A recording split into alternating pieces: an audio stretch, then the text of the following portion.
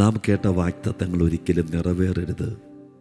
നമ്മുടെ മേലുള്ള ദൈവിക പദ്ധതികൾ ഒരിക്കലും നടക്കരുത്. അത് പിശാചിൻ്റെ ഏറ്റവും വലിയ ഒരാഗ്രഹമാണ്. അതുകൊണ്ട് ദുഷ്പ്രവൃത്തിക്കാരായ വ്യക്തികളെ നമുക്കെതിരെ നിർത്തി ശത്രുവായ പിശാച് പലപ്പോഴും നമ്മോട് പോരാടും. നാബോത്തിനെ തന്നെ എടുത്ത് പഠിച്ചാൽ നിങ്ങൾക്കറിയാം, നീചന്മാരായ 2 വ്യക്തികളെ അവന് നേരെ ഇസബേൽ നിർത്തി ആ നീതിമാനായ വ്യക്തിയെ തകർത്തു കളഞ്ഞു.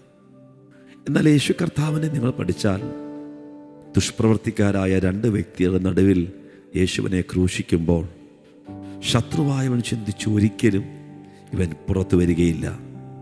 ദേശത്തിൻ്റെ നടുവിൽ അപമാനിതനായി നിന്ദിതനായി അനേകർ തലകുലുക്കി അവനെ പരിഹസിക്കുകയും ദുഷിക്കുകയും ചെയ്യുമ്പോൾ ഒരിക്കലും ഇനി തിരിച്ചുവരവുണ്ടാകരുത് എന്ന് ശത്രുവായവൻ ആഗ്രഹിച്ചു.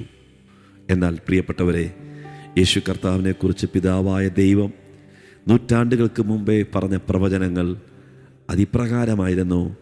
അവൻ തൻ്റെ മരണത്തിൽ സമ്പന്നന്മാരോട് കൂടെയായിരുന്നു. വിശ്വസിക്ക്, ഇന്ന് ദുഷ്പ്രവർത്തിക്കാരുടെ ഇടയിൽ ശത്രുവായി നിന്നെ കൊണ്ടിട്ട് നിന്നെ അപമാനിക്കുവാൻ, നിനക്ക് നേരെ അപവാദങ്ങൾ പറയുവാൻ, നിന്നെ തകർത്ത് കളയുവാൻ, ദുഷിക്കുവാൻ ശത്രു ശ്രമിക്കും.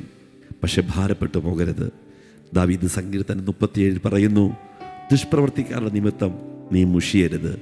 മുഷിയാതെ വാഗ്ദത്തം ചെയ്ത ദൈവത്തിൽ വിശ്വസിക്കുവാൻ നിങ്ങൾക്ക് കഴിയട്ടെ. God bless you.